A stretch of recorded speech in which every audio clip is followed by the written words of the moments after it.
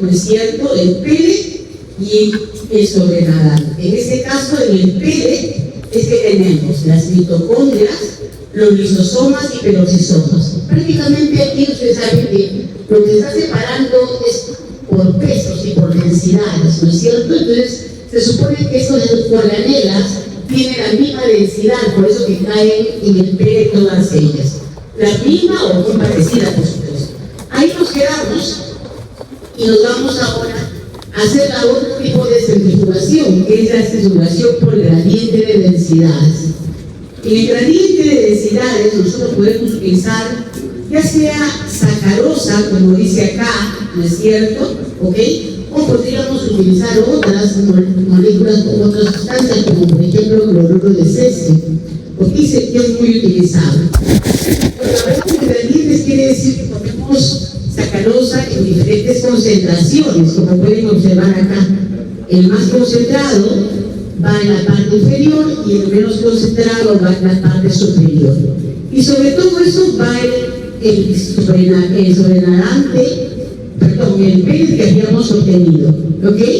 Entonces lo centrifugamos a altas velocidades, porque sí, generalmente es una centrifugación a temperatura muy fría, ¿ok? Por a veces 1 hora o 2 horas, dependiendo de lo que estamos separando. Y vemos que se nos forman 3 bandas después de la centrifugación, ¿ok? Entonces vemos cómo los peroxisomas, que son los más pesados, van al fondo, las mitocondrias van en el medio, y eso es lo que a nosotros nos interesa en ese momento, y los lisosomas. Separamos las mitocondrias y entonces, para verificar si está puro, ¿no es cierto?, si hemos conseguido prácticamente las mitocondrias, le hacemos una observación al microscopio electrónico, y como pueden observar, aquí las mitocondrias están todas redonditas porque han estado flotando en un medio, ¿ok? Y miren ustedes, ¿no?, ahí se ven las crestas mitocondriales y todo lo demás, aunque hay algunos contaminantes todavía, ¿no? Por ejemplo, que hay restos de retículo, aquí hay un peroxisoma, pero la mayor parte son mitocondrias. Entonces, de esa manera se verifica, ¿no? Pero a veces también se puede hacer alguna prueba bioquímica, ¿no?, para poder verificar la presencia de las mitocondrias. Ustedes, por ejemplo, en su práctica, no sé si ya lo hicieron, en su práctica van a separar las mitocondrias, igual van a ser centrifugados, ¿okay? Van a separar las mitocondrias y lo van a colorear con una tinción, ¿no es cierto?, que se llama verde de Janus, ¿no? Entonces, no les voy a decir al principio de este verde de Janus, pero se supone que debe reaccionar con alguna de las moléculas propias, ¿no?, de la mitocondria, y por eso la pueden observar. Hay que tener mucho cuidado porque hay que tener muy buen ojo para poder observar luego de haber hecho ese centrifugado, ¿no?, las mitocondrias. Pero miren ustedes, ese es el microscopio electrónico. Una vez que ya hemos separado las mitocondrias, ahora están listas, puras, para poder estudiarlas. Entonces, como nosotros sabemos que la mitocondria tiene varias partes, membrana externa, espacio intermembrana, membrana interna y la matriz mitocondrial. Cada una tiene funciones separadas, diferentes. Por lo tanto, su contenido, ¿no es cierto?, y sus características serán también diferentes. Entonces, lo que se hace normalmente es someterlas a un medio hipotónico. ¿Qué le pasará si lo metemos en un medio hipotónico? ¿Qué le pasa, chicos? ¿Qué le pasa a las mitocondrias? Se van a explotar, ¿no es cierto? Van a romperse alguna vez. Y en ese caso, miren, lo que se rompe, se hincha, como ven está hinchada, pero lo que se rompe y se separa y sale, ¿no?, es la membrana externa, como ven ahí, fraccionada la membrana externa, y el contenido de la membrana externa, pues, digo, del espacio intermembrana, después de hacer una centrifugación leve, ¿no es cierto?, porque se separa. Y aquí tenemos el contenido del espacio intermembrana, y en el pellet vamos a tener todo el resto, es decir, la membrana interna con la matriz mitocondrial, el contenido de la matriz mitocondrial y la membrana externa. Miren cómo está, ya está separada la membrana membrana externa. Entonces, aquí podemos estudiar la bioquímica o lo que queramos de esta membrana externa, lo mismo el contenido también de este espacio intermembrana. Nos falta esto, ¿no es cierto? Tenemos que separar la membrana interna. Entonces, en este caso, ¿no es cierto? Aquí vamos a prácticamente romper esta membrana interna, ¿ok? ¿Cómo creen que lo podemos hacer?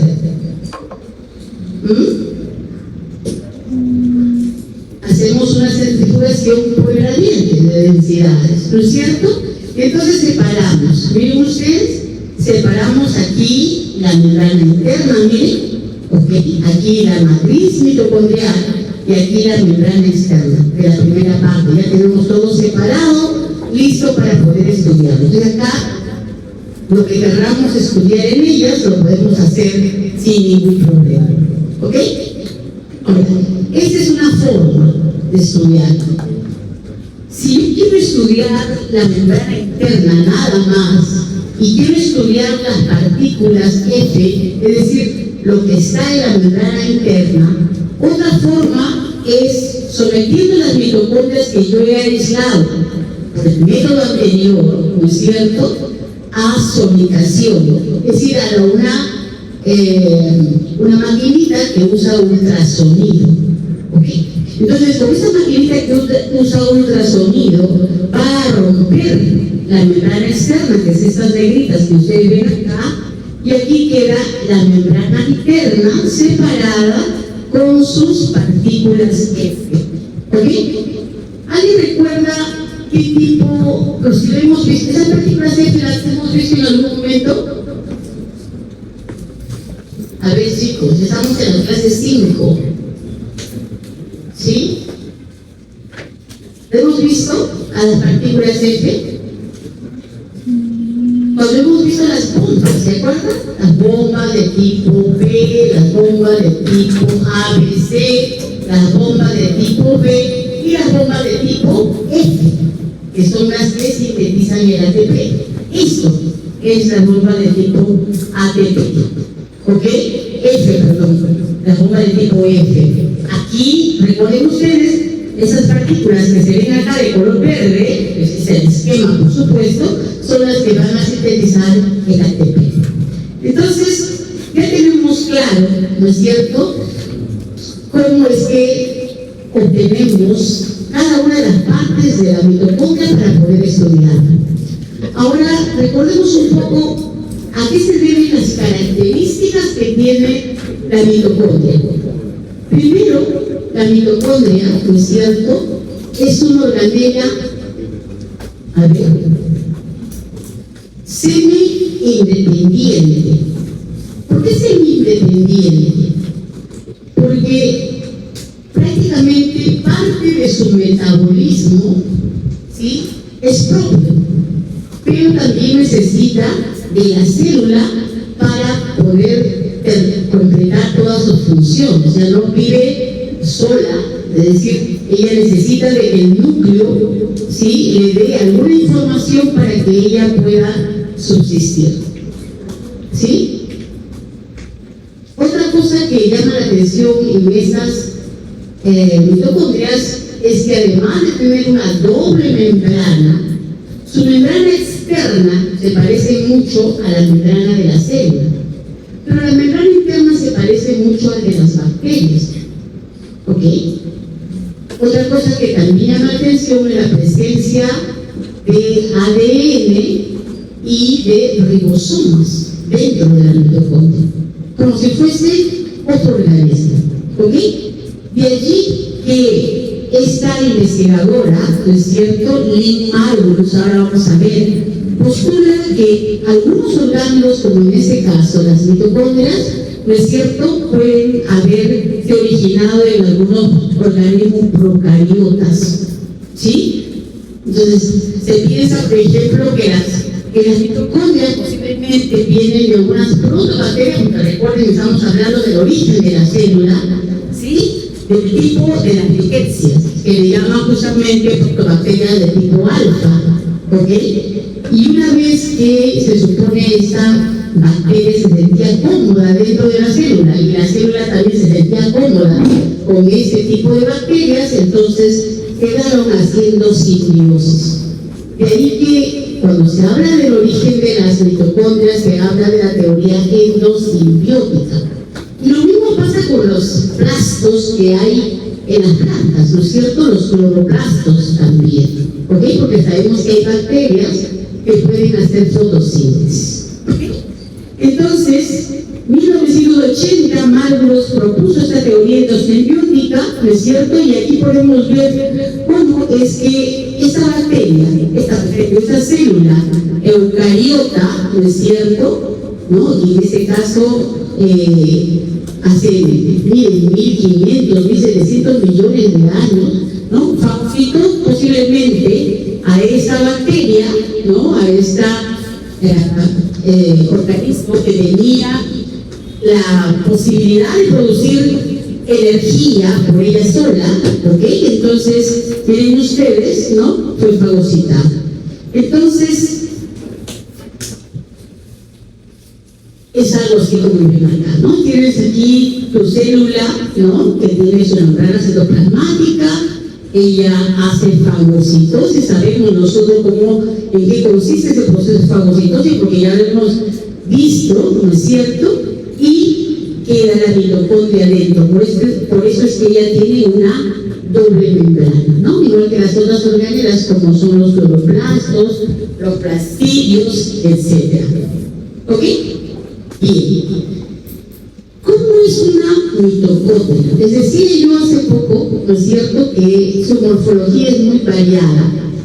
En el año 1896, sí, un naturalista llamado Benda, ¿no es cierto?, estuvo mirando las células bajo su microscopio, por supuesto, ¿no?, sacándole todo el provecho necesario, y vio unas estructuras a manera de hilos y otros a manera de gránulos. Entonces, por eso él le puso el nombre de mitocondrias, ¿ok? Porque si nosotros miramos, ahora les voy a enseñar unas fotos más adelante, van a ver que algunas mitocondrias son tan largas, ¿no?, tan grandes, que parecen hilos dentro de la célula, y otros que se ven en forma de gránulos, como lo podemos observar acá.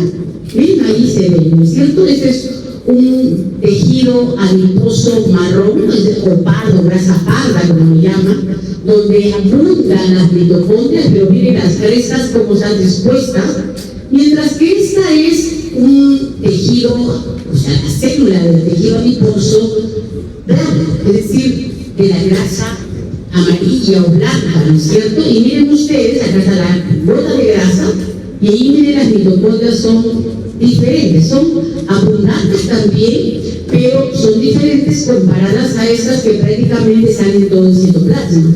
En cambio aquí se ve solamente el citoplasma como si fuese un anillo alrededor de la gran gota de grasa. Eso es el microscopio electrónico, por eso es que no se ve mucho, ¿no es cierto? Se ve un pedacito nada más de la célula. ¿Ok? Y aquí pueden ver ustedes, otra de las células que necesita gran cantidad de energía es el tejido muscular cardíaco, ¿no es cierto? Entonces aquí vemos los sarcómeros, miren ustedes, y todas estas estructuras que ven aquí, que están metidas, ¿no? Miren por entre las miofibrillas, ¿no? ¿Ok? Ven que son mitocondrias. Entonces, el tamaño de la mitocondria, como les dije, puede ser muy variable. El número de mitocondrias puede ser muy variable. En el caso del hígado, por ejemplo, se han contado hasta 1500 a 2000 mitocondrias por hepatocito. Entonces son bastantes, ¿no es cierto? ¿Ok? Entonces prácticamente están ocupando casi el 20% del volumen de toda la célula. Y también lo mismo podemos decir en las células musculares, en las células renales, sobre todo en el túbulo contorneado proximal. Ahí es donde vamos a encontrar una gran cantidad de mitocondrias, porque justamente son células que necesitan gran cantidad de energía, ¿no? Recuerden, en el riñón se tiene que reabsorber, ¿no?, muchas moléculas y se mete energía. ¿Ok? Muy bien. Aquí, por ejemplo, miren ustedes la variabilidad de la forma. Aquí vemos una mitocondria larga. Miren ustedes aquí, es una mitocondria larga, inclusive no está completa aquí. Miren cómo están las crestas, ¿no? Las crestas prácticamente están muy largas, prácticamente atravesando casi toda la matriz mitocondrial, ¿ok? Mientras que aquí, esta mitocondria que ustedes ven acá es una mitocondria típica de una célula que produce esteroides. Recuerden que en esta mitocondria también se produce la beta-oxidación de los lípidos. De ahí que podemos ver, por cierto, que hay una gran cantidad de crestas mitocondriales, ¿no es cierto?, en ese tipo de mitocondrias, en las células que producen esteroides. Y esto de acá que viene acá es una célula epitelial cilíndrica del intestino, vista en un microscopio electrónico pero de alto voltaje. Entonces prácticamente se puede ver casi una célula completa, o sea, no hay necesidad de hacer cortes muy delgados. Y miren ustedes, miren las mitocondrias, miren todo esto que ven acá es mitocondria, miren esta largota, ¿ok? Inclusive ramas, ¿ok? Como si estuviesen ramificadas, ¿ok? Entonces, vuelvo a insistir, forma, tamaño, número, dependerá del tipo de células, pero si queremos darle un tamaño promedio, podemos decir que varía entre 0.2 a 1 micrómetro de diámetro, aunque algunas pueden medir hasta 10 micrómetros de largo, ¿ok? Entonces, una de las cosas importantes es que las mitocondrias ocupan un lugar determinado y el movimiento de las mitocondrias dentro de las células se deberá a qué proteína motora. ¿Quién la mueve? ¿Quién cree que mueve las mitocondrias, chicos? ¿Qué proteína motora? ¿Ah? ¿Quién será? La lineína, la cinesina, la miosina, ¿quién? La lineína o la cinesina, dependiendo para qué lado del microtúbulo viaja. Si va hacia el positivo, será la cinesina. Si va hacia el negativo, será la lineína. ¿No es cierto? Pero hay otras proteínas que la estabilizan dentro de la célula. ¿Ok? Entonces, es bien interesante, ¿no?, el movimiento. O sea, las mitocondrias no están estáticas en un solo lugar, ¿no? Siempre se están movilizando en los lugares donde ellas se necesitan. Luego miren ustedes, como es en general, podríamos decir que están constituidas por 75% de proteínas y 25% de lípidos. Pero quiere decir que hay una gran cantidad de proteínas que forman parte de su estructura, pero también seguro que muchas de ellas son enzimas. ¿Ok? Y miren, aquí esta mitocondria que ven acá está coloreada, ¿no es cierto? O sea, es una coloración artificial, por si acaso, para que tengan una idea. Membrana externa, membrana interna, crestas mitocondriales, matriz mitocondrial, y estos granos gruesos que ven acá corresponden a calcio, fosfato de calcio generalmente. Entonces, el 60% de proteínas y el 40% de lípidos de la composición general de las mitocondrias, como dije, ¿ok? ¿Qué vamos a encontrar entre los lípidos más comunes? Colesterol. ¿Pero será en la membrana externa o en la membrana interna?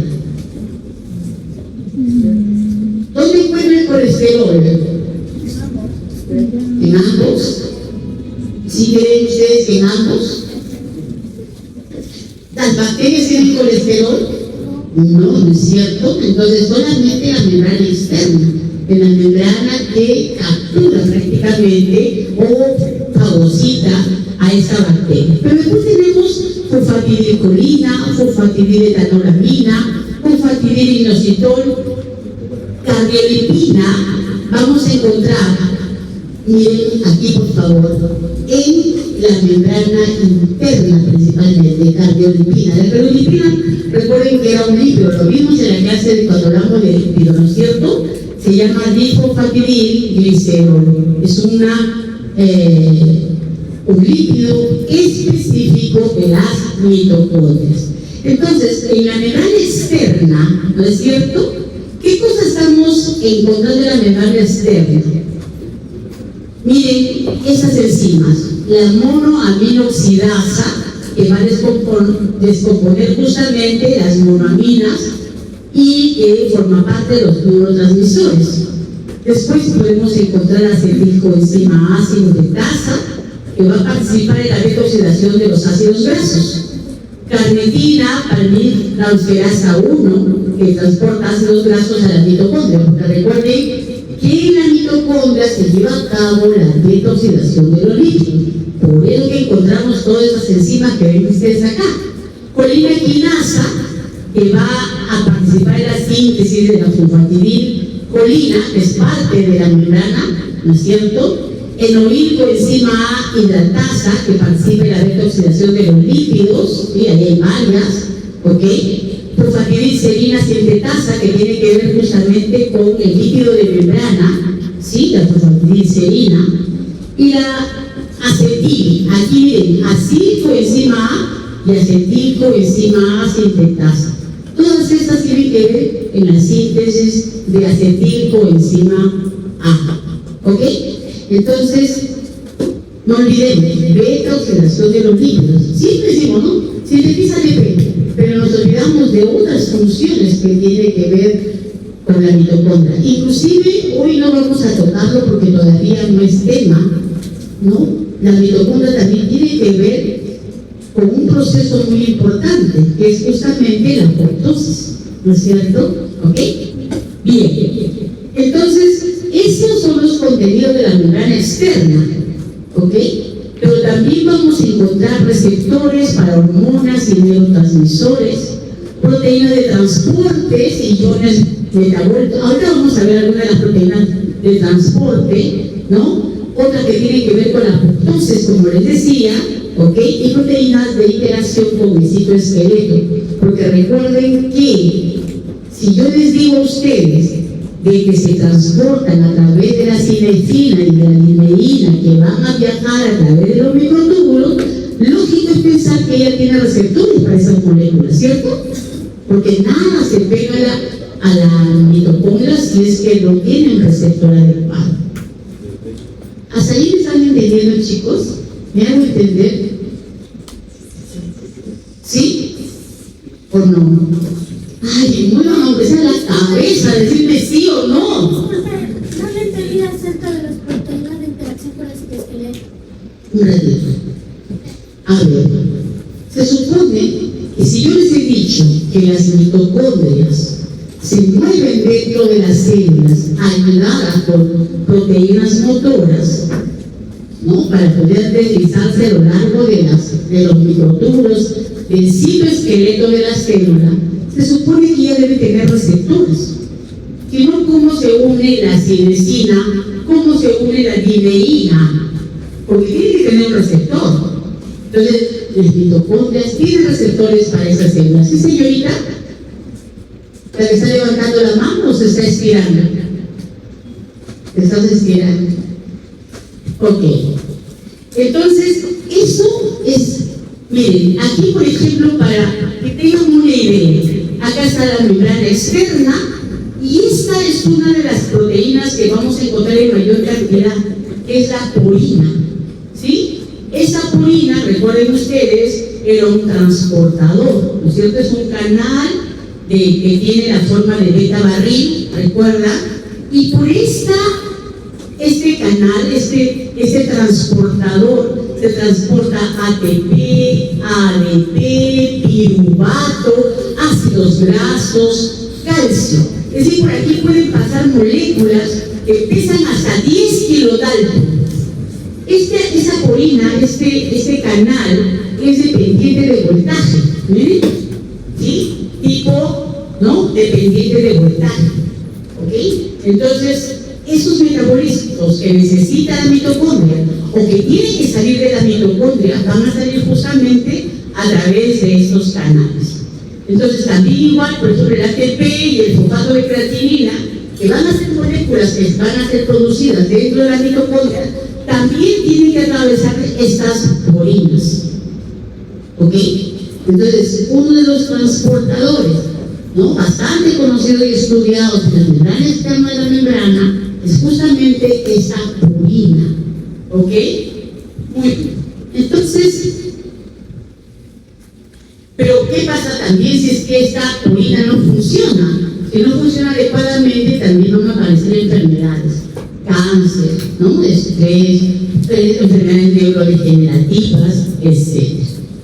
Entonces, esta imagen que ven acá es una mitocondria extraída de la célula, y aquí podemos ver parte de la matriz y aquí se ven parte de las crestas mitocondriales.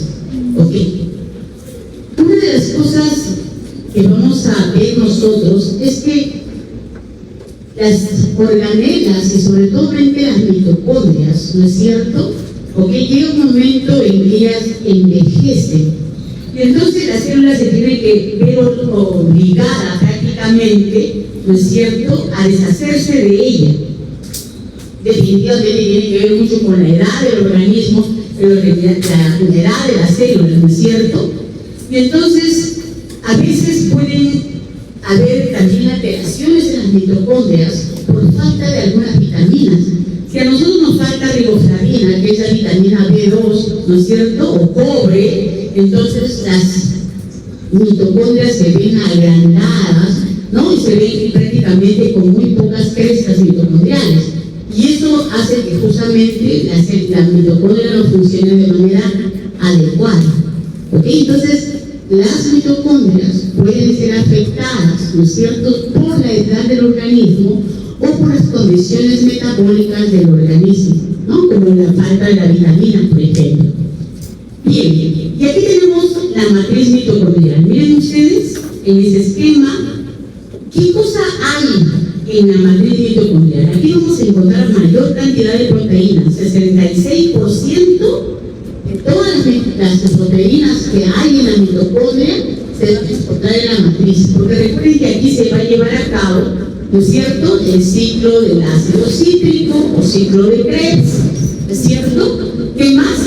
La beta oxidación de los lípidos, ¿no es cierto? Aquí, la síntesis de algunas proteínas, ¿ok?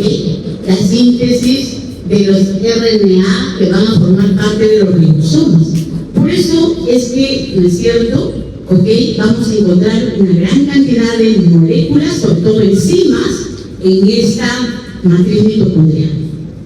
El material genético, en este caso, se trata del DNA, un DNA de doble cadena circular, como lo vamos a ver dentro de un momentito, ¿ok?, pero que además no es una sola molécula de DNA, pueden haber muchas moléculas de DNA dentro de la mitocondria, ¿ok? Y todo lo necesario, ¿no? Vamos a tener ribosomas también típicos. O sea, los ribosomas de la mitocondria son los ribosomas como el de las bacterias, ¿no es cierto? ¿Ok? De menor tamaño. Aquí RNA de transferencia, RNA mensajero. Todas esas moléculas se van a encontrar dentro de esta matriz mitocondrial. Entonces, miren ustedes, también saber de los gránulos de calcio, ¿no es cierto? 30-50 nanómetros, ¿no? Fosfato de calcio, ¿sí? Vamos a encontrar el DNA, que les he dicho, y los ribosomas. Los ribosomas tienen un tamaño aproximado de 15 nanómetros, y recuerden ustedes, está formado por 2 ribonucleoproteínas, ¿sí? Recuerden, el ribosoma es ribonucleoproteínas, es decir, proteínas más ARN, ¿no es cierto? ¿Y qué ARN hay acá? ARN de 35S y de 25S. 35S y 25S. Enzimas, como les dije, la del ciclo del ácido cítrico, de la beta-oxidación de los ácidos grasos, de la replicación y la traducción del DNA mitocondrial. Y si ya pasamos la matriz, ahora vamos a ver un poco la membrana interna. Entonces acá miren ustedes, tenemos la membrana externa de la mitocondria y la membrana interna. La membrana interna se imagina y se forman estas que son las crestas mitocondriales, ¿sí? Entonces aquí vamos a encontrar que hay mayor cantidad de proteínas, 80%, ya no 60%, sino 80% de proteínas y el resto 20% de lípido. Y como les dije, no hay colesterol, en la membrana interna no hay colesterol porque es como el de la bacteria, ¿no es cierto? Solamente hay colesterol en la membrana externa. Pero lo que vamos a encontrar aquí es la cardiolipina. Recuerden ustedes que es un lípido típico, ¿no es cierto?, de esta membrana, de la membrana externa, perdón, ¿no es cierto? Pero aquí hay en mayor cantidad. Pues hay cardiolipina no se encuentra, por ejemplo, en la membrana citoplasmática, no lo vamos a encontrar, pero sí en la membrana de la mitocondria, en la membrana externa, pero en mayor cantidad en la membrana interna. ¿Ok? ¿Y eso para qué les sirve? ¿Por qué hay cardiolipina? Miren, hay cosas que les estoy diciendo, ustedes tienen hincapié, ¿sí? Si te sigues durmiendo, no vas a aprender. ¿Sí? Y ustedes, a ver, entonces, si nosotros pensamos, ¿por qué hay cardiolipina en la membrana interna de la mitocondria? ¿Sí? ¿Cuál es el objetivo? Porque a través de la membrana externa pueden pasar muchas moléculas todavía, pero la cardiolipina hace que solamente algunas muy importantes para la mitocondria puedan pasar a través de ella. Entonces la cardiolipina, como dice acá, ¿no es cierto? ¿Ok? La hace impermeable a iones y sacarosa. Entonces, lo que necesita la membrana es que haya transportadores. ¿Ok? Entonces los iones ni moléculas como la sacarosa pueden pasar fácilmente, tienen que haber transportadores para que lo hagan pasar a través de la membrana interna. ¿Ok? Como ven, dice, la membrana interna es más densa que la externa y posee muchas enzimas. La membrana interna tiene mucha similitud con la membrana de las bacterias y como esta tiene sistema de transferencia de energía, ¿no? Que en las empresas mitocondriales. Y eso es lo que vamos a revisar dentro de un ratito. Recuerden que solamente vamos a hacer pinceladas de esta última parte porque eso lo van a ver en bioquímica. Cuando hablen de la respiración celular. Acá solamente vamos a dar ciertas pinceladas con respecto a algunos procesos metabólicos que se llevan a cabo en esta mitocondria.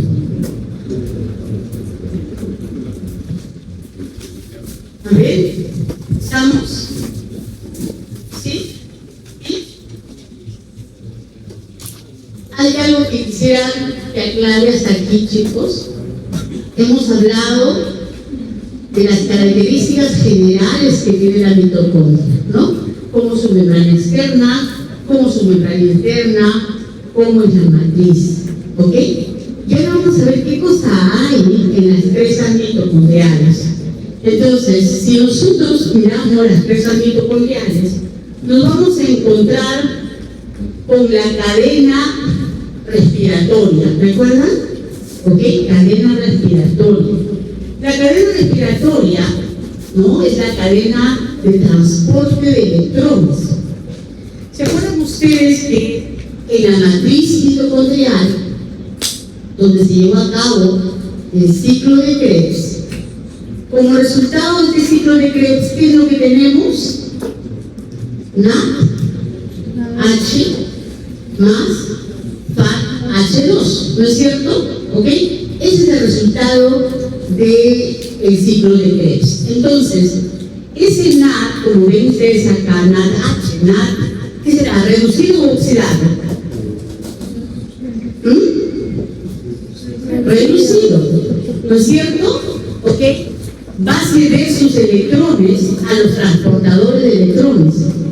Pero ¿cuál de los transportadores? Miren ustedes, a ese que está aquí, que es el transportador, es el complejo, ¿no es cierto? Número 1, no al 2, el 3 y el 4. ¿Ok? Como pueden observar, miren ustedes, luego de cederle sus electrones y protones, prácticamente queda el NAD oxidado. ¿Ok? Los electrones van por los transportadores y los protones se van al espacio intermembrano, ¿no es cierto? ¿Ok? Y ahí ven ustedes, inclusive tenemos el citocromo Q, el citocromo C, ¿no es cierto? ¿Ok? La coenzima Q, perdón. ¿ok? Y el citocromo-C. Pero ¿para qué? Al final, ¿no es cierto?, de este transportador, lo que vamos nosotros a obtener es que esos electrones van a pasar por esa bomba de tipo F, ¿recuerdan? ¿Ok? Y aquí es que a partir de ADP se va a sintetizar ADP y ese es el producto de este NAD. ¿No? ¿Se acuerdan cuántos eran? ¿En total? 3, ¿no es cierto? 3 por cada NAD, ¿no? ¿Ok? Y en el caso del FAD, ¿no es cierto? FADH2 no entra al complejo 1, solamente entra al complejo 2, luego a la coenzima Q, al complejo 3, al complejo 4, ¿no es cierto? Y otra vez, ¿no?, gracias a que pasan los protones por aquí, se puede sintetizar el ATP. Eso, en resumen, ¿no es cierto?, solamente para que vean qué complejos hay. 1, 2, 3, 4, que son muchas proteínas. O sea, no es una proteína, es un complejo proteico. ¿Ok? Lo mismo que esa bomba de tipo F es un complejo proteico. ¿Ok? Muy bien. Entonces, con respecto a los lípidos, ¿no es cierto? Los lípidos de la membrana de las mitocondrias, por favor atiendan acá. ¿Sí? Se van a sintetizar en el retículo endoplasmático. ¿Miren? Por eso es que muchas veces las mitocondrias se encuentran muy cerquita al retículo endoplasmático. A veces están haciendo contacto sus membranas endoplasmáticas. Entonces, ¿qué lípidos van a encontrarse en las membranas de las mitocondrias? Esfingolípidos, colesterol, como hemos visto en la primera, en la externa, fosfatidilcolina, fosfatidil etanolamina, fosfatidilserina, fosfatidilimetol. Estas son sintetizadas en el retículo endoplasmático y luego son transportadas a las mitocondrias. Pero ojo, escuchen. La mitocondria también puede producir un lípido. ¿Qué lípido? La fosfatidiletolamina. Entonces, eso de carcelina y inositol lo hace el retículo endoplasmático, pero la fosfatidiletolamina, ¿no es cierto?, lo hace a partir de fosfatidilserina, ¿no? Y también, por supuesto, va a sintetizar cardiolipina, que es su lípido propio, ¿no es cierto? ¿Sí? La mitocondria no solamente sintetiza proteínas, sino que también puede sintetizar estos lípidos que acabo de mencionar. ¿Sí? Ok. Y aquí podemos observar, miren ustedes, si aquí tenemos esta membrana, ¿no es cierto?, que es la membrana del retículo endoplasmático, aquí vamos a encontrar una proteína que se llama de transferencia de fosfolípidos. Entonces, miren ustedes, ella, ¿no?, hace contacto y se internaliza el fosfolípido y luego lo internaliza a la membrana de la mitocondria. ¿Ok? Entonces, ¿cómo se llama la proteína? Proteína de transferencia de fosfolípidos. Quita un fosfolípido de la membrana del retículo endoplasmático donde está siendo sintetizado y se lo pasa a la mitocondria. ¿Ok? De esa manera, la mitocondria puede renovar sus lípidos de membrana, porque ella no los puede sintetizar, ¿no es cierto? ¿Ok? ¿Qué más podemos decir de nuestra famosa mitocondria? Perdón. Vamos a ver un poquitito esto de la partícula F.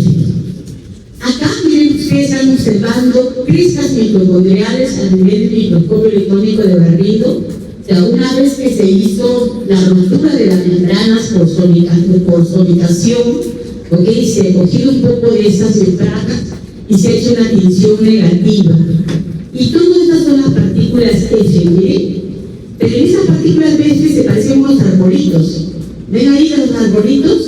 Se puede ver las dos partes de la partícula F, ¿no?, la F1 y la F0.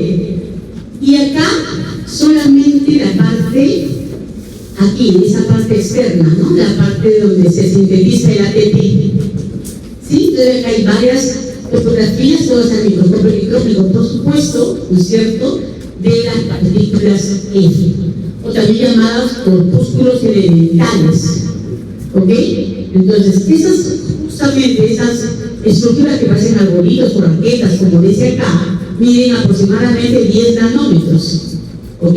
Entonces se llama la partícula F ATP sintetasa, porque ella es la que va a sintetizar el ATP.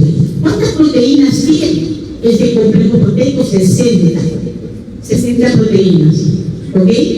Entonces, aquí vamos a ver nosotros, ¿no es cierto? Quiero que vean este video, ojalá que nos alcance el tiempo para...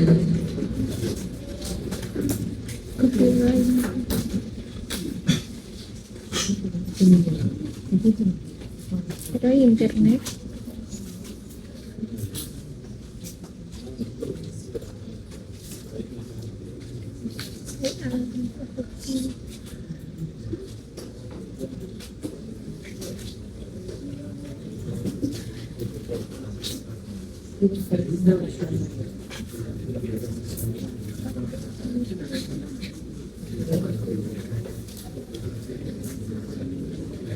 A ver, miren.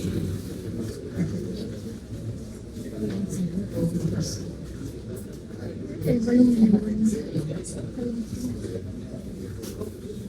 Bienvenidos a esta nueva entrega del curso de bioquímica. En este video vamos a analizar el complejo 4 de la cadena transportadora de electrones. Entonces,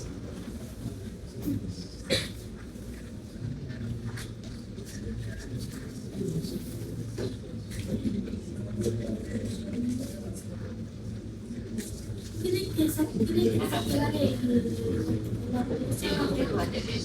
es una enzima que funciona de manera similar a una turbina. A ver, no vamos a escuchar seguro porque no tenemos volumen en el combo, pero por lo menos vean la partícula F, ¿no? ¿Ok? Miren ustedes, la TPasa, esas partes, miren los protones, cómo van entrando. Acorde su radiante electroquímico gracias a un protón ubicado en la membrana. Parece que los protones fluyen a través de una entrada que atravesar de la membrana y se unen a las unidades de protón. Dentro de la membrana únicamente pueden rotar las unidades que están protonadas, librándose del sistema inmóvil de anclaje. Cuando las unidades protonadas han completado casi la vuelta entera, vuelven al punto de inicio, cerca de las unidades estáticas, donde un canal de salida permite que los protones se dirijan hacia el otro lado de la membrana. De esta manera, la energía almacenada en el gradiente de protones es transformada en energía mecánica de giro. Esta energía de giro se consigue a través del eje único al rotor, que penetra en el centro de la característica estructura en forma de... Miren cómo entra el ADP más el software inorgánico a la parte F1, porque la otra es la F0, ¿no?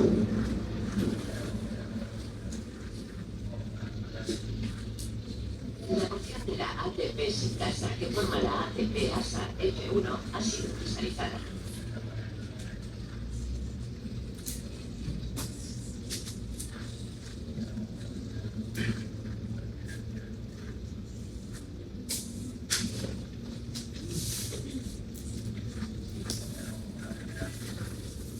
Todas estas proteínas han sido estudiadas ya, ¿no? Porque las han separado, las han cristalizado, y por eso tienen este modelo de cintas, ¿ok? Tienen la conformación y disposición de las unidades vecinas. Miren dónde entra el ADP más el fósforo inorgánico. A partir de ATP, Entonces, cada una de las unidades tiene una actividad ATP sintasa, ¿no? durante la rotación del eje. Estas personas que encima del con el verde oscuro, con el verde bosque, Como cualquier enzima, la ATP Así sintasa es. puede trabajar en ambos sentidos. Si la concentración de ATP es elevada y el gradiente de protones bajo, la ATP sintasa funcionará en sentido contrario al habitual, de manera que ionizará ATP mientras bombea protones a través de la membrana. ¿Ok? Entonces, eso es lo que va a pasar, ¿no? Ahora, si por A o por B aumenta la concentración de ATP, les puede hacer el papel inverso, ¿no? Experimentalmente, un filamento corto de actilaclones de a una unidad de ATP hasta el P1. El filamento fluorescente se podía visualizar con ayuda del microscopio. Cuando se añade ATP, se observa que el filamento empieza a girar, demostrando de manera directa las propiedades de esa extraordinaria máquina molecular. Ven cómo se mueve, ¿no? La fluorescencia.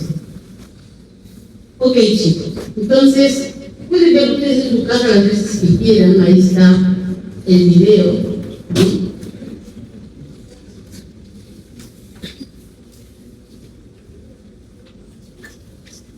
Ok.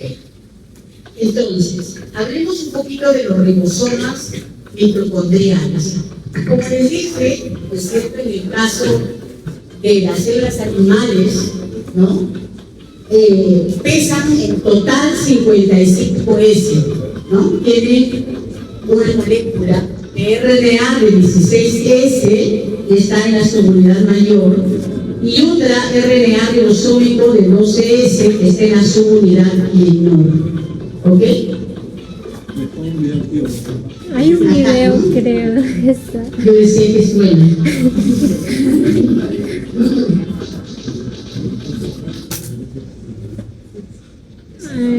Así arregló. Era un anuncio. Sí arregló, sí. Mejor cerramos para evitar los problemas. Ok. Entonces, aquí quiero que miren ustedes, ¿no? Este es el esquema, pero lo que quiero que vean es que no es que nos inventamos las cosas, ¿no? Aquí están los ribosomas, miren. Se han extraído los ribosomas de las mitocondrias y aquí están las dos unidades, si se dan cuenta. ¿Ok? Esta es una adquisición negativa también, ¿no es cierto?, al microscopio electrónico de transmisión. Y aquí adentro, ¿no es cierto?, aquí pueden ver ustedes que se ha hecho un corte de estas mitocondrias y estas estructuras oscuras que ven aquí corresponden justamente a los ribosomas. ¿Ok? Entonces, no nos olvidemos que los ribosomas, los RNA ribosómicos, ¿no es cierto?, se van a transcribir ambos RNAs a partir del DNA mitocondrial. Estos no vienen de afuera. ¿Ok? El DNA mitocondrial, recuerden, tiene genes para ese RNA ribosómico. ¿Ok? Por supuesto, además también tendrá su RNA polimerasa, por supuesto, ¿no es cierto?, que es específico para esta síntesis de esos ribosomas. ¿Ok? Entonces, ahora vamos a ver para que ustedes entiendan de dónde salen estos RNAs. Oh, perdón. Ahora, otra cosa que nosotros nos podemos dar cuenta, ¿no?, y esos son estudios que se han hecho últimamente, es que las mitocondrias, ¿no?, dependiendo del momento energético de la célula, ¿ok?, las mitocondrias pueden fusionarse o pueden fisionarse, pueden hacer fusión o fisión. Es decir, pueden juntarse para formar una mitocondria más grande o pueden fraccionarse para formar mitocondrias más pequeñas. ¿Ok?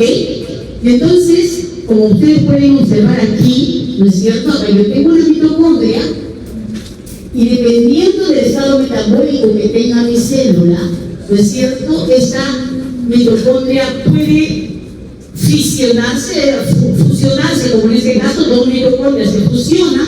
Miren ustedes, y aquí tengo una mitocondria de mayor tamaño. ¿Ok? O al revés, ¿no es cierto? Puede ser que ella, ¿no?, se fraccione y se formen dos mitocondrias a partir de una sola. En el caso de la fusión,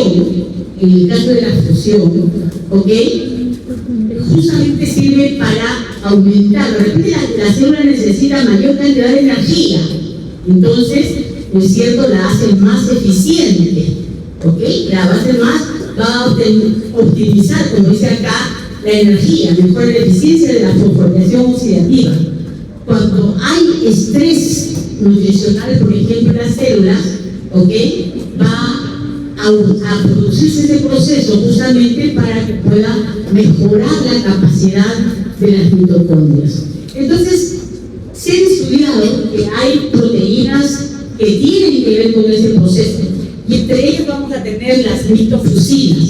mitofusinas, que son proteínas, ¿no es cierto? La mitofusina 1, la mitofusina 2, que van a estar justamente en la membrana mitocondrial externa y son las que van a promover la fusión de las membranas. ¿Ok? Las mitofusinas. Después tenemos la OPA1. La OPA1, esa se llama, ¿no? Proteína de la atrofia óptica de tipo 1, porque es ahí donde se la ha encontrado, ¿ok? Ella vamos a encontrarla ya no en la interna, no en la externa, perdón, como la anterior, sino más bien en la membrana interna. Y ella, ¿no es cierto?, también es muy importante para que se produzca la fusión. Entonces existen dos proteínas que tienen que ver con la fusión de las mitocondrias, ¿no? Las mitofusinas, mitofusina de tipo 1, mitofusina de tipo 2 y también, por supuesto, la OPA1. ¿Ok? Entonces, cuando una célula entra en estrés, ¿no es cierto? O cuando hay enfermedades degenerativas, como por ejemplo en la diabetes. En la diabetes he estudiado mucho estos procesos, ¿ok? Para mantener el nivel de energía de forma adecuada dentro de la célula, ¿ok? Entonces, fusión, unión. Pero vamos a ver en el caso de la fisión. ¿Para qué se pueden dividir las mitocondrias? ¿Ok? Por ejemplo, cuando las células se dividen, cuando hacen mitosis, hay que repartir las mitocondrias, ¿no es cierto? ¿Ok? Entonces las mitocondrias se van a dividir, ¿no? Para poder separarse y poder ser distribuidas de forma equitativa, ¿ok? A las células hijas. También puede ocurrir fisión para que puedan ser fagocitadas, para que se produzca la autofagia, ¿ok? Recuerden ustedes, no sé si cuando hemos hablado todavía no hemos hablado con ustedes, me una confusión en la cabeza, pero por ejemplo cuando los lisosomas, ¿no es cierto?, hacen autofagia, una de las estructuras que más fagocitan son las mitocondrias. Entonces, cuando la mitocondria está dañada, ¿no?, por alguna razón, entonces inmediatamente tiene que ser destruida por autofagia. Entonces, ahí se fisiona, es decir, se divide y puede ser fagocitada más fácilmente.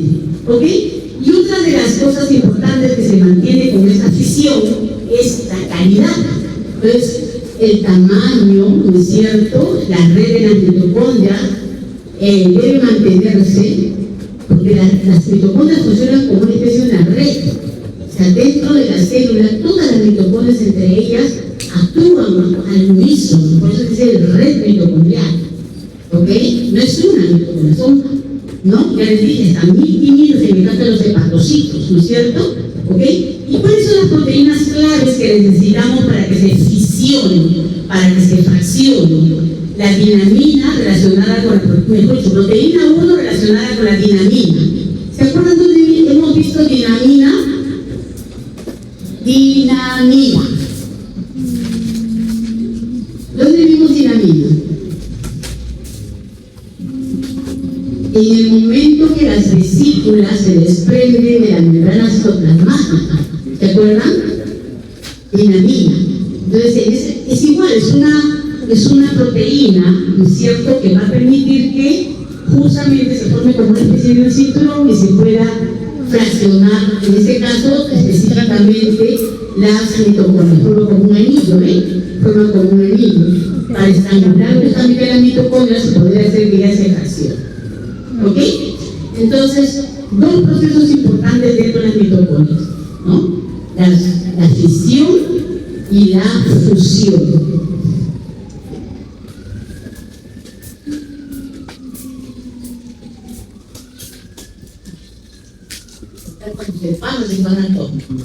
Entonces, quiero que tengamos claro algo. O sea, las mitocondrias siempre van a estar en el número, en la función de las mitocondrias dentro de nuestra célula. Para que nuestra célula esté sana, podríamos decir así, se tiene que mantener un equilibrio en el número, en el tamaño. ¿Ok? Y entonces, como la fisión y la fusión son dos procesos opuestos, ¿ok? Tienen que estar en equilibrio para que mientras que la célula se encuentre sana, ¿ok? Pero si por A o por B razones, ¿no es cierto?, hay una desregulación porque hay un estrés celular o porque de repente estamos en otra fase del ciclo, etc. Entonces, por ejemplo, si yo les pregunto a ustedes, en el caso que la célula esté en división celular, ¿qué es lo que predomina? ¿La fusión o la fisión? La fisión, claro, la fisión, ¿no es cierto? ¿Ok? Y cuando, por ejemplo, una célula está en pleno crecimiento, aumentando el tamaño, ¿no es cierto? ¿Ok? En ese caso, está aumentando el tamaño, está aumentando el volumen de la célula, ¿qué proceso puede predominar? ¿La fisión o la fusión? ¿Seguro? La fisión, porque tiene que aumentar el número de mitocondrias. ¿Ok? Entonces, en cambio, ¿no es cierto? Cuando hay problemas de salud como enfermedades neurodegenerativas, como el Parkinson, el Alzheimer, o trastornos metabólicos o cáncer, por ejemplo, hay un desequilibrio en esas funciones, tanto de fisión como fusión. Entonces, a veces aumenta, ¿no?, la fusión, sobre todo, o la fisión, dependiendo de qué tipo de enfermedad estemos enfrentando. ¿Ok? Entonces, definitivamente, la célula, recuerden ustedes, que en esas enfermedades va a estar en un estado de falta de energía, ¿no es cierto? Muy bien.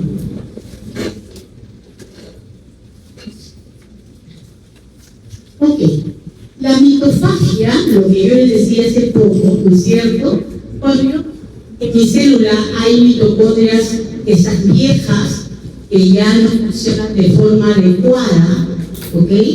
Pueden hacer fisión para que sea más fácil la fagocitosis. En ese caso se supone que es la autofagocitosis, ¿no es cierto?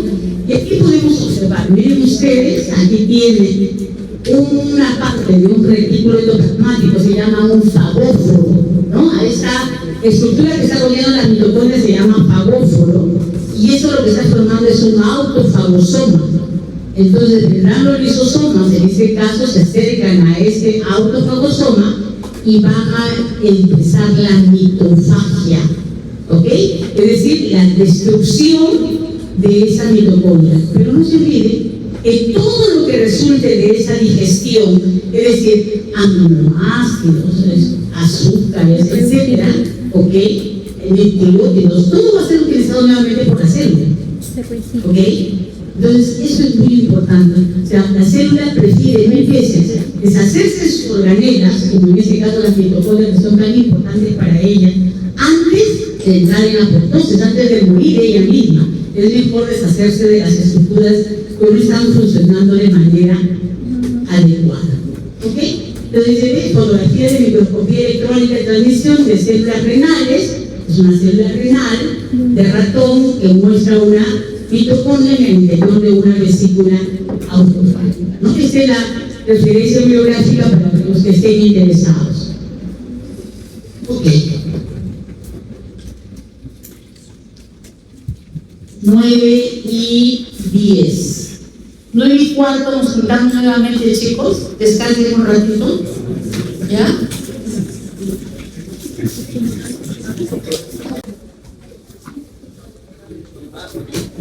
El problema de la vez descanso. Te va a conocer hasta la China, creo.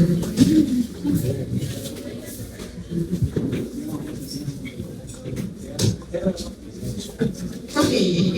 A ver, señores, vamos a empezar con el estudiante del DNA mitocondrial. ¿Ok?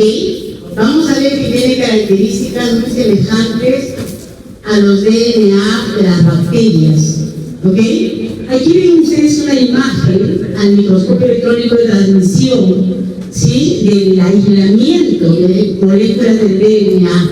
O sea, una mitocondria no tiene solamente una molécula de DNA, tiene varias, ¿no es cierto?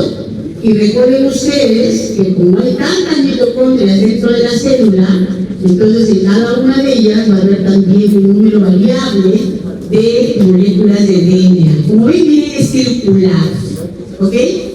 Aquí hay aproximadamente ustedes 16.569 nucleótidos. ¿Sí? 16.569 nucleótidos. Pero están codificando 37 genes. 37 genes. Es decir, solo hay 37 genes. ¿No? Y mientras que en el DNA nuclear, recuerden ustedes que hay aproximadamente 25.000 genes, ¿no es cierto? Porque en realidad es muy poquito lo que codifica el DNA mitocondrial.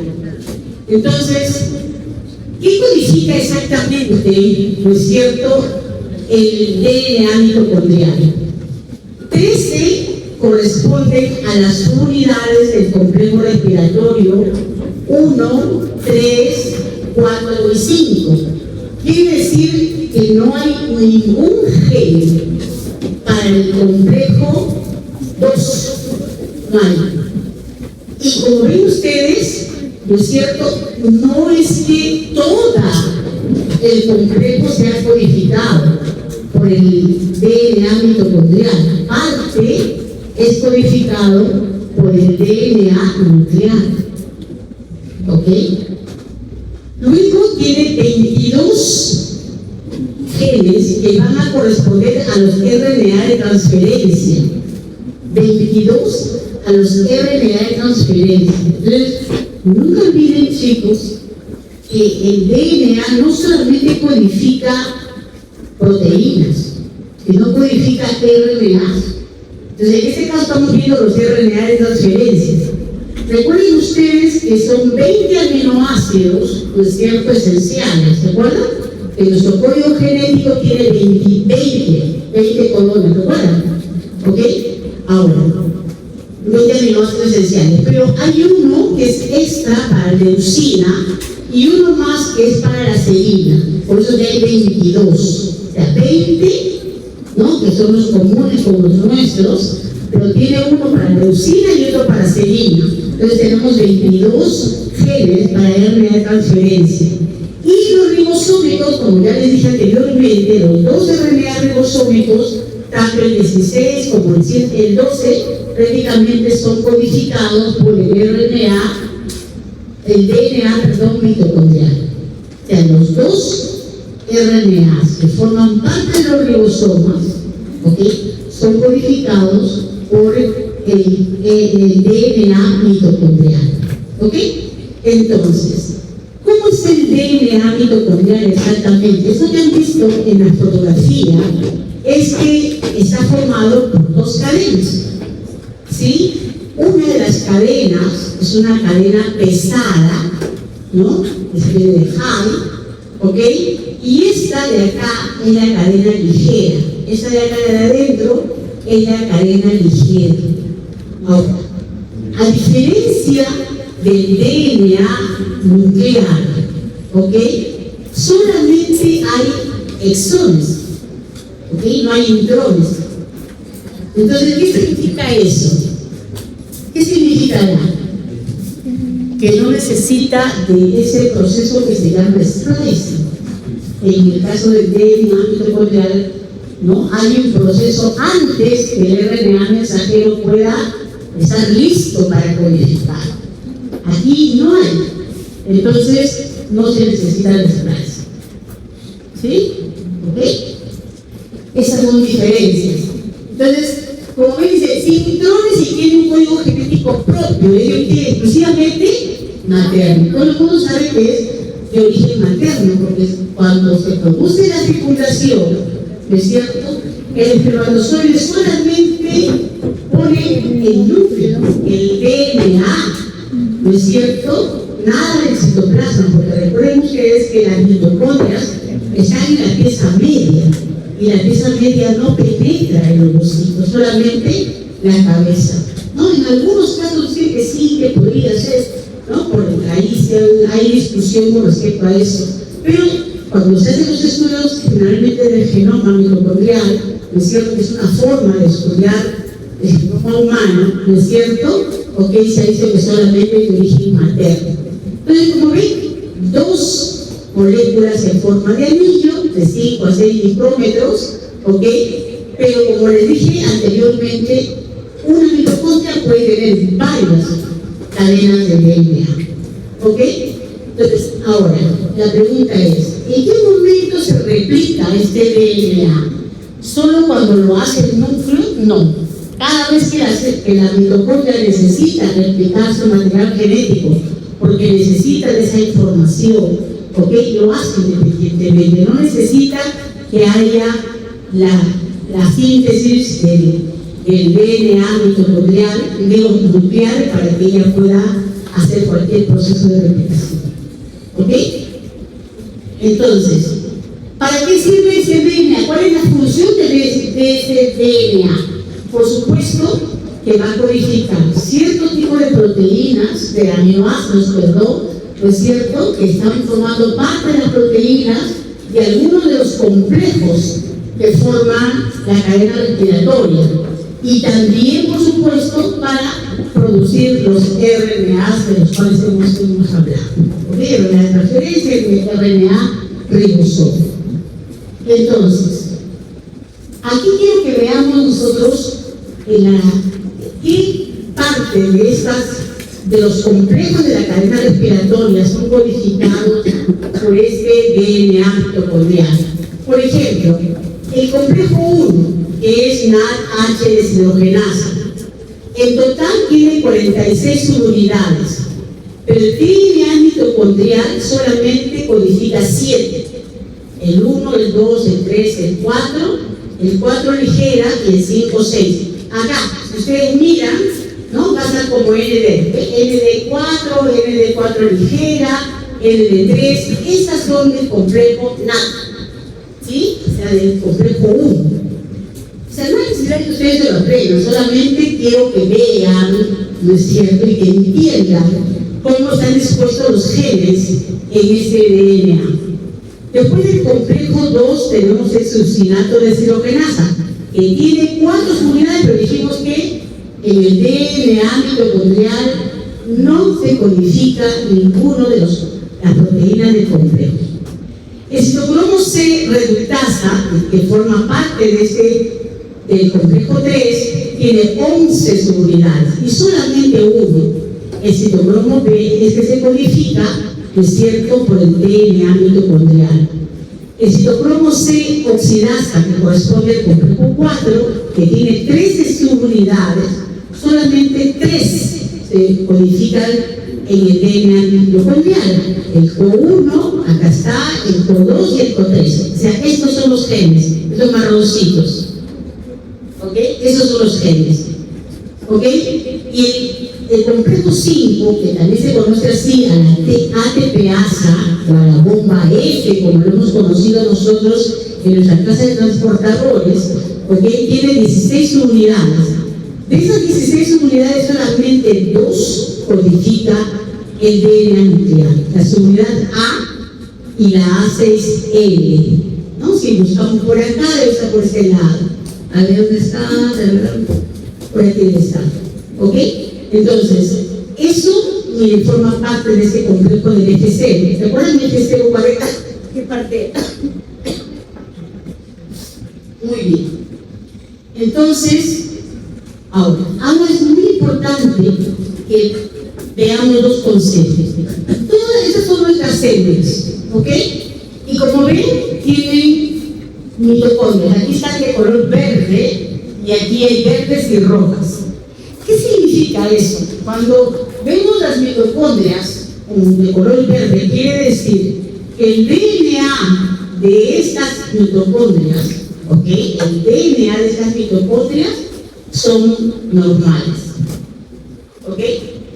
Pero cuando vemos que aquí hay rojas y verdes, quiere decir que algunas de estas mitocondrias tienen un DNA que puede tener alguna mutación. ¿Ok? Entonces, cuando está todo normal, se llama poliplasmia. Poliplasmia porque tiene miles de moléculas de DNA mitocondrial dentro de una célula. ¿Sí? Pero hablamos de heteroplasmia cuando tenemos mitocondrias con DNA normales y DNA alterados, mutados. Pero la pregunta es, estando ya así la persona que tiene este DNA mutado, con esas mitocondrias con DNA mutado, ¿ya pueden hacer la patología? No.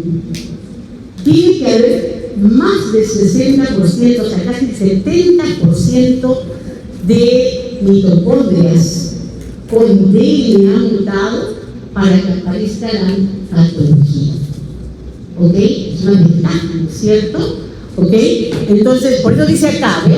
La heteroplasia de las mitocondrias, del DNA mitocondrial está relacionada con enfermedades mitocondriales. La detección de muchas enfermedades mitocondriales, que es la heteroplasmática, debe hacerse a partir de biopsia de músculo esqueleto. Porque generalmente las patologías de las mitocondrias tienen que ver con problemas a nivel muscular. ¿Okay? Muchas de las neuropatías, ¿sí? que son musculares, se deben a problemas de las mitocondrias. Entonces lo que se hace ahí generalmente es tomar una biopsia del músculo, ¿no es cierto? O como dice acá, el tejido afectado, y luego se hace el estudio de ese DNA mitocondrial. Entonces, solamente así, no se puede hacer el estudio de otra manera. Yo no puedo sacar un poco de sangre de la persona, ¿no? Y ver que si tiene DNA mutados o no. Tiene que ser el músculo o el órgano que tenga la afectación. Porque recuerden que esas células, ¿no? Tienen gran cantidad de mitocondrias. ¿Ok? Entonces, no se olviden, heteroplasia cuando coexisten mitocondrias con DNA normal y DNA mutado. Pero la heteroplasia tiene que ser alta, a partir del 60-70%, para que se produzca la patología. Entonces, aquí lo que estamos mirando, ¿no es cierto?, es cómo se replica el DNA. ¿Ok? Entonces, hay tres componentes principales que forman el replisoma. El replisoma es la maquinaria para que se pueda llevar a cabo la replicación del DNA. Así como se replica el DNA nuclear, ¿recuerdan ustedes? ¿No? Los fragmentos de Okazaki, ¿se acuerdan todo eso? ¿Ok? Aquí no es así. Aquí no es por pedacitos, como en el caso del DNA mitocondrial, sino es continuo. Pero generalmente, ¿no es cierto?, va a empezar en una de las cadenas. Primero es en la cadena ligera y luego es en la cadena pesada. Fíjense ahí cómo se está replicando, ¿no? ¿Okay? No hay necesidad de... Pero mírenlo para que vean ustedes, miren acá cómo empezó la replicación, porque siempre tienen un punto de origen de la replicación. ¿Ok? Hay un punto de origen de la replicación en la cadena ligera primero y luego en la cadena pesada. ¿Ok? Hay siempre un primer, ¿sí? Hay un RNA polimerasa que necesita, DNA polimerasa, perdón, ¿no es cierto?, que necesita justamente para hacer la replicación. Entonces, como dice acá, cadena ligera codifica para un polipéptido y 8 RNA de transferencia. La cadena pesada codifica para 12 polipéptidos, 12 RNAs ribosómicos y 14 RNA de transferencia. ¿Ok? Eso sería las dos cadenas. Lo que vamos a ver acá sí es importante que ustedes lo recuerden. ¿Ok? Porque justamente lo que vamos a hacer es establecer las diferencias que hay entre el DNA mitocondrial y el DNA nuclear. ¿Ok? Por ejemplo, el codón UGA, ¿ok?, en todos los organismos significa fibra. ¿Ok? Pero en el caso de las mitocondrias significa un aminoácido, triptófano. ¿Ok? A diferencia entonces del DNA del resto de los organismos. En el caso del codón AGA, AGC, que en la codificación nuclear es arginina, en el mitocondrial es fibrin. ¿Ok? En vez de UGA, ¿no es cierto?, aquí es AGA, no UGA, sino AGA o AGC. Y en el caso del humano, que va a codificar AUA, ¿recuerdan ustedes qué cosa es? ¿sí? En el caso del humano, ¿no es cierto? El DNA nuclear, mejor dicho, ¿ok? Es isoleucina. En el caso de la mitocondria, es la iniciación, ¿ok? Inicia con A, U, A. Y en el nuclear, ¿cuál es el inicio?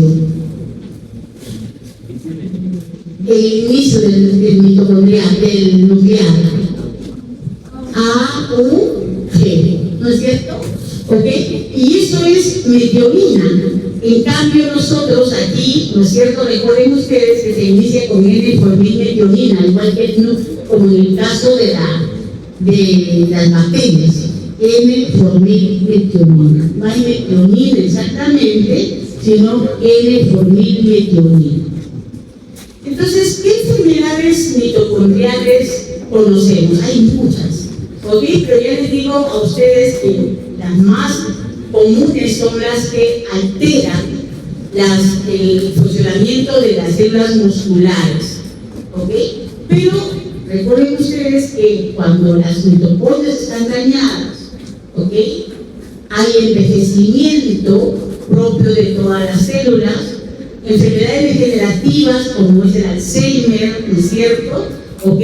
O el Parkinson, se va a dar justamente cuando hay una mayor cantidad de mitocondrias dañadas, ¿ok? Aquí hay una que es muy conocida por todos, es esta enfermedad llamada enfermedad neuropática óptica hereditaria de Leber, ¿no? Es una neuropatía óptica de Leber, ¿ok? Entonces, una niñita, por ejemplo, en este caso, ¿no es cierto?, al nacer, por ejemplo, puede tener una visión más o menos aceptable, ¿ok? Pero luego cuando va creciendo, va siendo afectado los músculos oculares, por supuesto, y termina con una visión totalmente borrosa. ¿Okay? Entonces aquí lo que se le genera es el nervio óptico, ¿ok? El nervio óptico es el que va a estar degenerado. Entonces es una enfermedad que no es muy frecuente, es muy pocas personas se conocen con esta enfermedad, ¿es cierto? Pero que afecta principalmente a los varones, porque es una enfermedad que está ligada al sexo, al cromosoma X. Recuerden que pasa de la madre a los hijos, ¿no es cierto? ¿Ok? Entonces, por eso es que se da esta enfermedad. Y más es en los varones, ¿ok? Entonces, pero recuerden ustedes, ¿cómo es que se sabe exactamente que las mitocondrias no pueden pasar de los varones a los hijos? Porque definitivamente nunca un hombre que tiene esta neuropatía óptica de Leber, a su descendencia que son varones, no les va a pasar nada, ¿ok? Es la mamá la que va a transmitir la enfermedad, ¿ok? Entonces siempre se transmitida por la madre. Entonces una herencia, ¿no es cierto?, citoplasmática, en este caso de las mitocondrias, más no de los genes nucleares, ¿ok? Aquí podemos ver, ¿no es cierto?, cuando se cita justamente, miren, aquí se ve la fotografía, cómo está haciendo fisión, ¿no?, dos mitocondrias. Pero ya les digo, cuando la célula necesita mayor cantidad de energía, puede hacer ese proceso de fisión, ¿no? No sé por qué se pasó esta transparencia por aquí, ¿ok? Entonces, aquí esto fue verificado justamente en el año 1963, miren la fotografía, es de esa época. Miren, acá se está dividiendo y aquí ya está prácticamente totalmente dividido, ¿no? Entonces, a eso le llaman biogénesis de las nuevas mitocondrias, porque se supone que una célula puede tener mitocondrias nuevas a partir de las antiguas, ¿ok? Bien, entonces en ese cuadro resumen podemos ver cuáles son los contenidos de cada una de las partes de las células, de las mitocondrias, perdón. Membrana externa, membrana interna, el espacio intermembrana y la matriz mitocondrial. Aquí ven ustedes todo lo que las funciones metabólicas que tiene. La membrana externa, síntesis de fosfolípidos, desaturación de los ácidos grasos, por eso que tiene el acetilcoenzima A, el acilcoenzima A, ¿recuerdan? ¿Ok? La elongación de los ácidos grasos.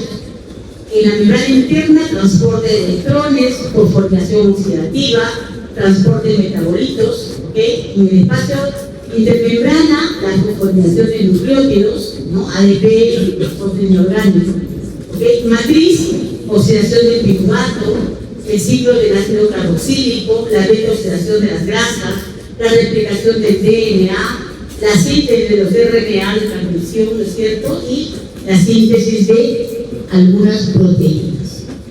¿Ok? ¿Qué pasó? Dios mío, no está lo que necesitamos ver. A ver, algo pasó. ¿No hay más?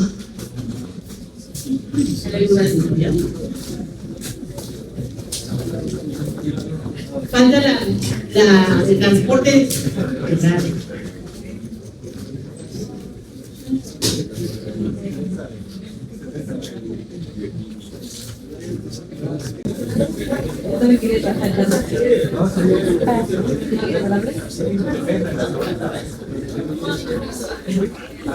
Ok, señores, silencio.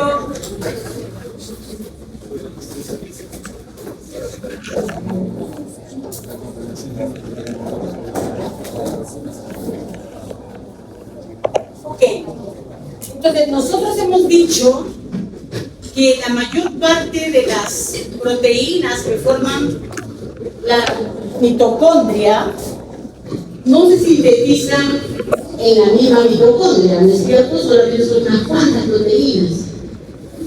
¿Dónde se sintetizan entonces? En los ribosomas del citosol. Es decir, se van a sintetizar en el citosol. ¿Ok? Entonces, vean aquí, yo tengo aquí los ribosomas, ¿no es cierto? Está sintetizando una proteína codificada por el RNA, el DNA nuclear, ¿ok?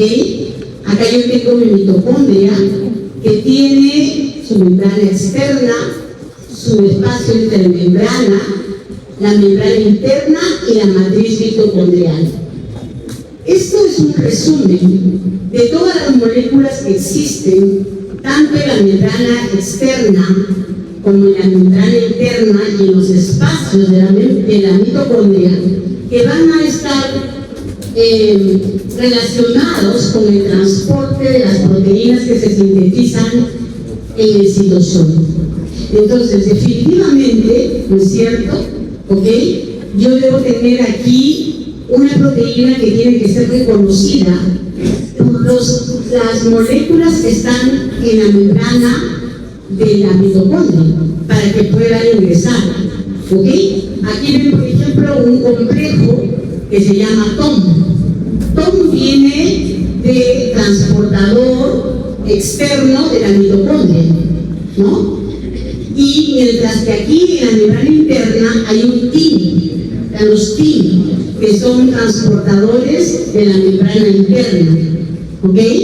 Pero además de estos TIM, ¿no es cierto?, que están metidos dentro de la membrana, proteínas transportadores que están dentro metidos en la membrana, ¿no es cierto? Hay otros TIM, ¿no es cierto?, que están en el espacio intermembrana. Luego, aquí en el espacio de la matriz mitocondrial, voy a encontrar otras proteínas que se van a encargar de cortar, ¿no? Imagínense acá yo tengo una secuencia de proteína que va a ser utilizada en la matriz mitocondrial, pero hay una presecuencia que no me sirve de nada. Entonces, aquí hay una enzima, ¿no es cierto?, que va a cortar la secuencia que no es útil para mi mitocondria. Luego, aquí vienen estos que se llaman OXA, ¿no es cierto? Estos OXA son también transportadores, pero lo que van a hacer, miren ustedes, es una proteína que ha sido sintetizada dentro de la mitocondria. Recuerden que hay proteínas que son sintetizadas en la matriz, ¿no es cierto? La va a transferir a la membrana. porque esa proteína se necesita en la membrana interna, si es del complejo, por ejemplo, ¿ok? Una de las proteínas del complejo 1, ¿ok? Que es codificada en el DNA mitocondrial, se sintetiza en la matriz y luego pasa a este transportador que se llama OXA y lo va a dejar en la membrana interna. O, al contrario, en este caso, esos complejos SAM que ven ustedes acá, ¿ok? Van a hacer que la proteína que está viniendo desde el citosol de la célula, ¿no es cierto? ¿Ok? Se queden insertadas en la membrana externa, como por ejemplo las purinas, ¿no es cierto? ¿Ok? Las purinas tendrían esa forma de reconocimiento. Entonces aquí ven todo lo que hay dentro, ¿no es cierto?, de las membranas para que se lleve a cabo la transferencia de esas proteínas que pueden ser sintetizadas en el citosol, porque están codificadas por el DNA nuclear, o sintetizadas por la misma mitocondria, porque son codificadas por el DNA mitocondrial, y la forma como se estabilizan en las partes que ellas son necesarias. ¿Ok? Vamos a empezar. Entonces, aquí, por ejemplo, tenemos una proteína que va a ser dirigida a la matriz mitocondrial. Entonces, se ha sintetizado totalmente en los ribosomas del citosol de la célula, pero para que no se pliegue, recuerden que se pliegan, ¿no es cierto? Para que no se pliegue, va a estar protegido por estas chaperonas, ¿ok? Y como aquí tiene una presecuencia que es reconocida por los complejos TOM, que son estos de acá, que es el complejo TOM, y generalmente son aminoácidos cargados positivamente, como ustedes están observando acá. Miren ustedes, es reconocido por este complejo TOM y luego es internalizado. ¿Ven? De todas maneras, para hacer esta internalización de la proteína necesitamos de ATP, necesitamos de energía. Por eso ustedes ven acá que se está utilizando ATP, se está hidrolizando el ATP para que pueda introducirse esta proteína. ¿Ok?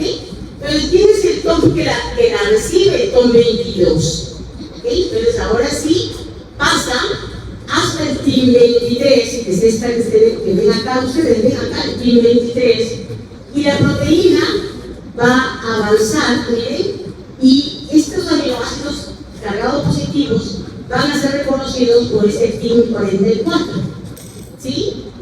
Y luego, por favor, miren acá, aquí también se utiliza ATP para que pueda ser transferida, pero esta chaperona, que es la HSP70, ¿no es cierto? HSP70 mitocondrial, la transfiere a la matriz mitocondrial. Lo dijimos que estamos viendo proteínas dirigidas a la matriz mitocondrial.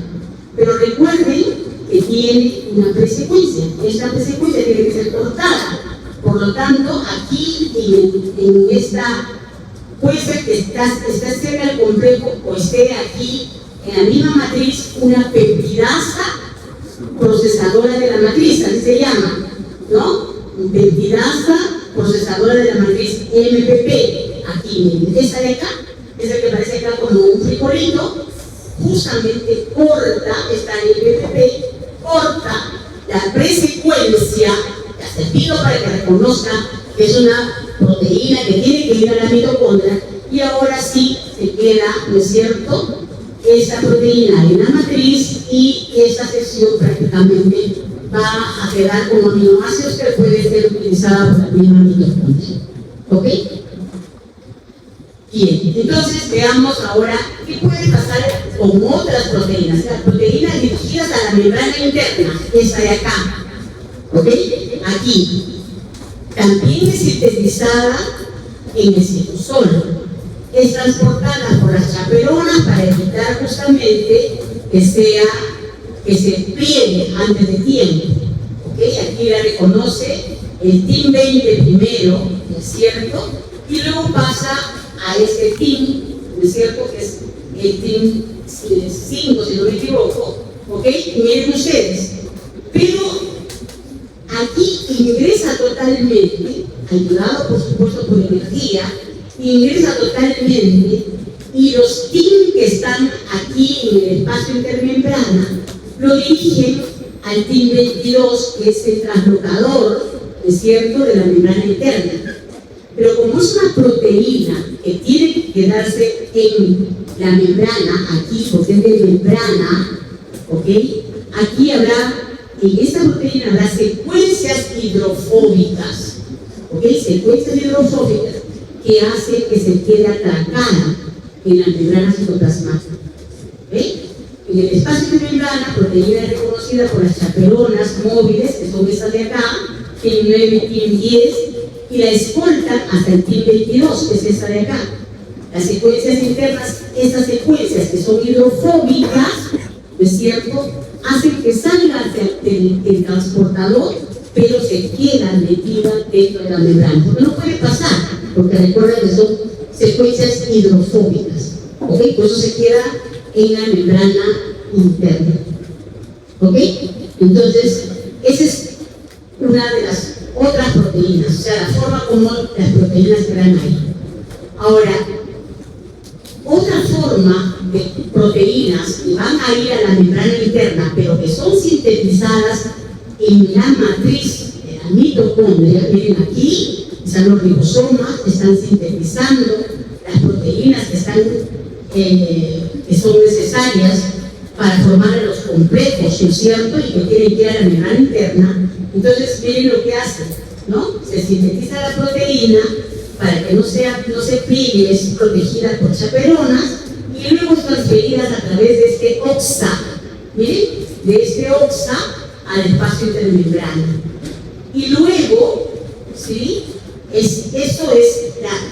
otras proteínas que tienen secuencias hidrofóbicas son traslocadas a la misma membrana. Entonces, aquí son dos proteínas diferentes. Esta que no tiene secuencias hidrofóbicas queda en el espacio intermembrana, y este que tiene secuencias hidrofóbicas queda en la membrana citoplasmática, en la membrana interna de la mitocondria. ¿Ok? Entonces son dos formas diferentes. Entonces, los OXA transfieren proteínas sintetizadas por la misma mitocondria. ¿Ok? Los TOP son proteínas que transfieren proteínas, pero que vienen desde el citosol. ¿Está claro? ¿Sí? Muy bien. Entonces veamos, creo que hay una más, que es esta de acá. Esta de acá, fíjense acá. Ustedes vean, se supone que esa proteína, ¿no es cierto?, ya no está sintetizada dentro de la mitocondria, que no está sintetizada en el citosol. Entonces, viene cuidada por sus chaperonas, tiene una secuencia de aminoácidos positivos, igual que como hemos visto anteriormente, ¿no es cierto? Si tiene una secuencia hidrofóbica, se queda en la membrana externa, ¿ok? Y si no tiene una secuencia hidrofóbica, pasa al espacio intermembrana, ¿ok? Porque corresponde estar en este espacio intermembrana. Ahora, en el caso que fuese para la membrana interna o para la matriz mitocondrial, tendrá que pasar por los TIM, ¿no es cierto? Pero acá solamente está reconociendo a los transportadores que están en la membrana externa. No se olviden que esto es una secuencia, como la secuencia señal de las proteínas del retículo endoplasmático, que vamos a ver más adelante. ¿Ok? Entonces, para que no se puedan plegar, ¿no es cierto?, necesitamos que estén protegidas por estas chaperonas. ¿Ok? Y aquí, por ejemplo, ¿cómo se forma esa polina? ¿Recuerdan? Beta-barril. ¿Miren? Beta-barril. Y aquí, ¿cómo es que se produce esta proteína transportadora? Miren ustedes, igual, viene la proteína que está sintetizada en el citosol, ¿no?, protegida por las HSP70, pero del citosol, no de la mitocondria, ¿ok? Viene por los TOM, ¿sí? Miren ustedes, viene por los TOM, es transportado por los TIM móviles, que son los TIM 9 y TIM 10, en este caso solamente es TIM 10, y dirigido nuevamente hacia la membrana externa, pero a este transportador, que se llama SAM, ¿ok? Y miren ustedes, ¿qué hace? ¿Qué va a hacer? Lo trasloca a la membrana externa. Pero como son varias vueltas, miren ustedes, son varias vueltas. Nosotros, todas estas partes de aquí se supone que son porciones de aminoácidos hidrofóbicos. Entonces esto funciona como si fuese un translocón. Se llama así translocón SAM. ¿Ok? ¿Sí? ¿Cómo será? A ver, ¿cómo traducirían ustedes esto? SAM. Vamos. Hemos visto que es un ton, que es un til. ¿Qué más vimos? Oxa, ¿no? Y ahora estamos viendo un SAM. A ver.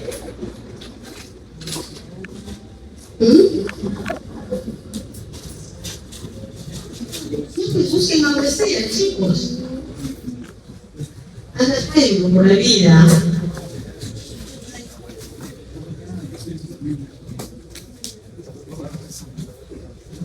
¿Qué es SAM?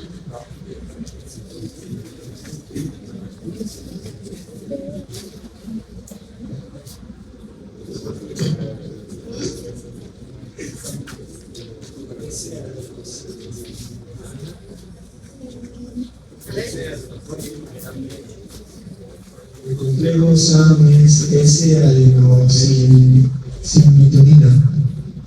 ¿Ese qué cosa es? ¿Qué significa S? ¿Qué significa A? ¿Y qué significa M? M de todas maneras es mitocondria, ¿no es cierto? Ya. ¿Qué más? Podría ser la síntesis. ¿Cómo síntesis?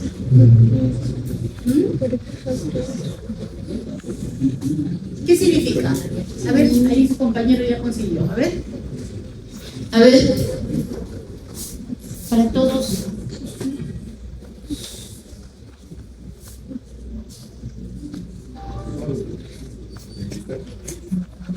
En inglés. Pero, a ver, pero por lo menos intentan.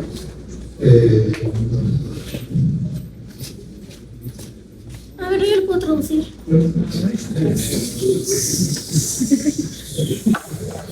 ver, aquí dice assembly. No puedo buscar el traductor, pero sí. A ver, aquí está.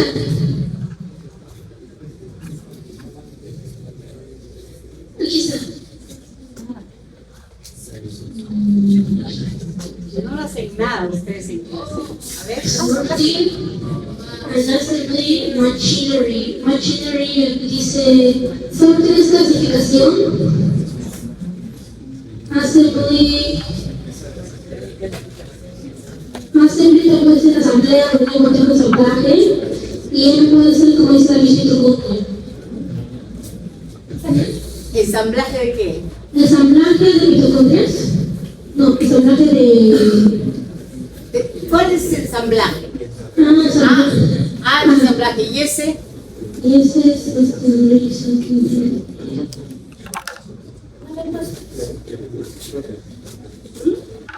a ver, fuerte.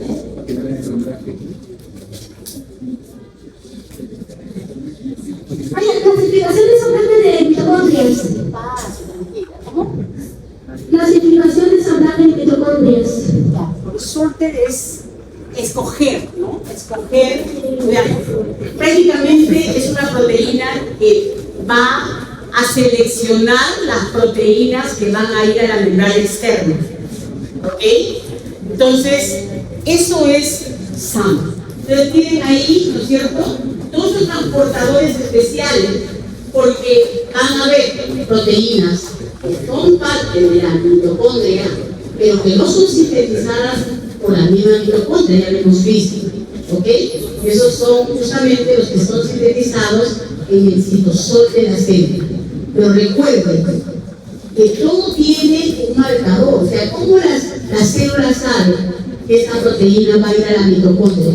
Porque tiene una secuencia ¿no es cierto?, que sirve de señal para que ella pueda ser, ¿no es cierto?, detectada justamente por esas chaperonas, ¿no es cierto?, y luego ser llevadas justamente a los transportadores que están, ya sea, ¿no es cierto?, en la membrana externa, ¿ok?, y de ahí definitivamente siempre tiene que ir a la membrana externa, y de ahí puede irse a la matriz, o se puede ir solamente al espacio de membrana o a la membrana interna de la mitocondria. Entonces ya sabemos exactamente qué es lo que pasa con esas proteínas. ¿Y cómo eran los lípidos? Los lípidos de esas membranas, ¿dónde se van a sintetizar?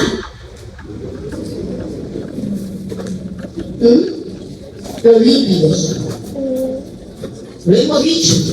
¿Cómo se sintetizan los lípidos de la membrana de las mitocondrias? Algunas, la mayor parte en el retículo endoplasmático, ¿no es cierto? Y solamente la cardiolipina y otra fosfolípido que era la fosfatilicerina, que es la que se iban a sintetizar dentro de la mitocondria. ¿Ok? Entonces, ¿está claro eso, chicos? Bien.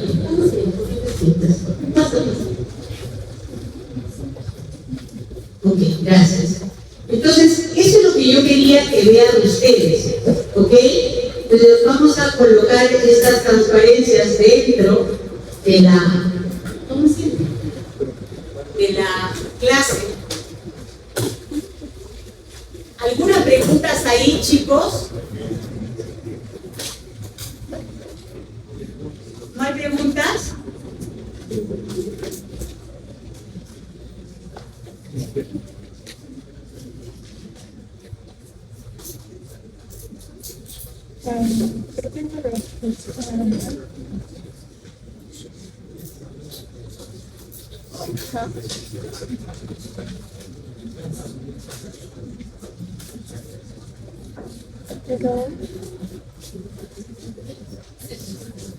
Yo se los pongo en el aula virtual, ¿ya, chicos?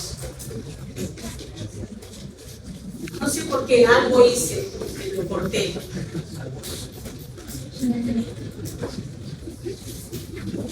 Ok, ¿no hay preguntas? ¿No hay preguntas? Sí. Habías mencionado que los procesos de las células de la mitocondria había una herramienta realmente de fusión, claro, aumenta el tamaño de la mitocondria. Entonces, también nos habíamos mostrado anteriormente una célula del intestino que tenía una herramienta de la mitocondria. Tenía mitocondrias largas, posiblemente podrían estar en esa situación. Posiblemente. Por eso cuando se dice, o sea, ¿qué forma tiene las mitocondrias? Dice mitos, hilos, en forma de hilos, ¿no? Inclusive en el músculo cardíaco se ven más largas y ramificadas. ¿Ya? Ya, las mitocondrias, por eso es una cosa que me gusta quedar siempre, porque siempre pensamos en la famosa zapatillita, ¿no? Pero eso resulta en el corte generalmente. A la hora que cortamos para la microscopía electrónica, cortamos así pequeñitos. Pero definitivamente hay células que tienen mitocondrias pequeñas, ¿no? Y ustedes, el día que hagan su clase de organelas, van a ver mitocondrias, ¿no es cierto? Y van a ver que se ven como puntitos, ¿no?, dentro de la célula. No se va a ver, claro, van a ver muy bien que solamente van a ver puntitos de color verde, ¿no? Eso es lo único que van a ver. Están las células que tienen mitocondrias chiquitas y hay células que tienen mitocondrias grandes. En el caso del músculo es largo, ¿por qué? Porque generalmente las miofibrillas son largas, ¿no? Entonces las mitocondrias también son largas. ¿Okay? ¿Alguna otra pregunta? ¿No hay preguntas? ¿Todos lo entendieron? ¿Sí? Bien. Entonces, por eso hemos terminado la presentación.